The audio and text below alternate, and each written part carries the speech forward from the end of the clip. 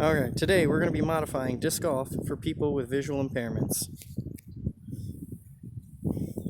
Before the lesson, I ran to the Dollar Tree and spent $7 on equipment, and this is all that we're going to use in our modification. Okay, the first modification, I'm going to be using this hand chamois, and the hand chamois is to try to make contrast between the basket and the surroundings. So as you can see right through the basket. A lot of times it is very difficult to see the basket from a distance, even for sighted players. Okay, so what I've done is cut 3 holes in the chamois, and I'm pushing it through the inner rings of the basket. Everything that you do to the disc golf basket needs to be easily removed after you're done. These baskets a lot of times belong to the county or the clubs. They're not our baskets to vandalize. Okay, so now you cannot see through the basket and it has a big orange contrast. I'm going to do another chamois. If you want, you could do multiple chamois, but again, I was trying to keep this under $7. On the bottom of each chamois, I've kind of cut a little T.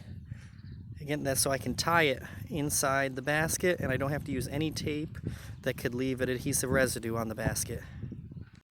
Okay, and now I've increased the visibility of the bottom basket. The next item are window and door alarms. I've purchased 3. I know that I will be using 2, but coming from the dollar store, you never know if the battery's already dead or if it's not going to work, so I always grab an extra. I use 2 at a time, keep them about 4 holes apart. That way the alarm from one group isn't affecting the other one. Alright, so I've just removed it. You don't even need the magnet part that comes along with it. Okay, you're going to want to turn down the volume of your computer. Switches on and off. And it simply sticks right in the top of the basket. Okay, I'm going to turn it on again, so check your volume.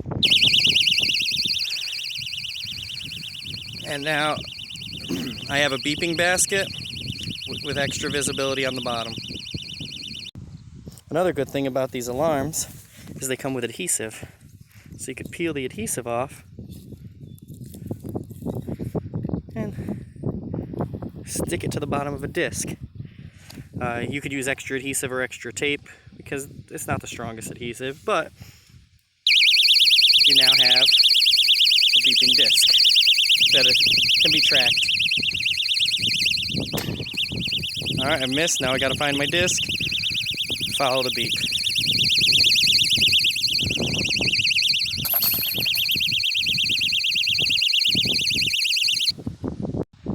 Okay, so obviously the disc and the basket cannot be beeping at the same time. So if I were playing, once the disc is in my hand, I turn off the beeper and somebody would rattle the chains for me. So my beeper would be off. Somebody rattle the chains. Once I'm in position, I can turn the beeper on and take my shot.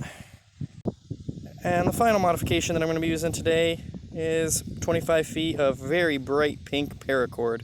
It's going to be easy to see with the contrast to the grass. Even if you can't see it, it will have a purpose to help with directionality. So I'm simply going to take the paracord and wrap it around the bottom of the basket and then tie a knot in it. And my knot is in. And then, no matter where I go, I'm going to tighten up the rope. Make sure no knots are in it, unless you want to use the knots to denote distance. So I'm going to put right over this poly spot. When the athlete comes up and they're standing at their disc, so say this poly spot is a disc, you can reach down, find the rope, pull it. When you're pulling it, you'll know the direction of the basket based on the tension. So you have 3 different ways to find the location of the basket. You have the tension rope, you have the additional orange markers, and the auditory cue at the top. So between those 3 things, it makes it easier for a person with a visual impairment to access the sport of disc golf. Alright, during my demonstrations and my explanation of disc golf, I've got this little miniature basket. This was not at the dollar store. I believe I got this for about $10 at Kohl's on sale. This is a great tactile demonstration where you can explain what a basket is to somebody who has no vision to see the basket. They can feel all the different components of the basket. Then during the putting activity, they can investigate the real basket. Alright, so now it is time for gameplay. I'm at hole 1. It is 148 feet away. It could be played from tee to 1, but another modification is to possibly shorten the hole. So for my modification, I'm going to go from T1 to the basket that I have already set up, which is basket number 9. Okay, there is currently no beeper on it and nobody shaking the chains. When I'm ready to go, there will be a beep at the top of the basket and I will line up my shot. Okay, the alarm is going on hole 1. I'm going to line up and get ready to take my shot. So I would ask the person to turn off the alarm, or I would need a beep different than the alarm on my disc. Since I don't have that, I'm going to shut off the alarm and use the same alarm on my disc.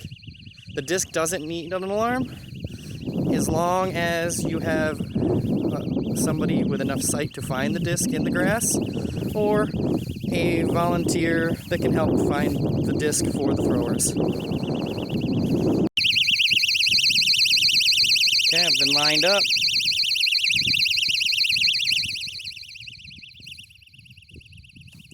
Alright, I listen.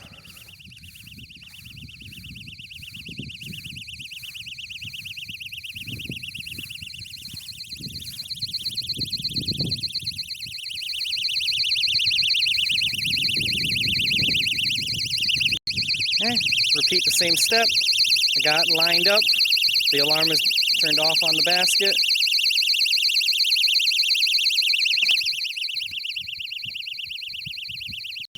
Okay, some of you might have noticed that the alarm fell off the disc because it wasn't secured. I've been pulling that alarm on and off of baskets and discs all day, so it's not going to stick very well without the extra support. But now, the alarm is inside the basket. My volunteer has helped me find my disc. The rope is right there at my disc. Alright, so it shows me where the basket is in location. I'm lined up. I know that the basket is a little higher than my hip. My disc no longer has a beeper on it. I heard the chain, so I know that it went in.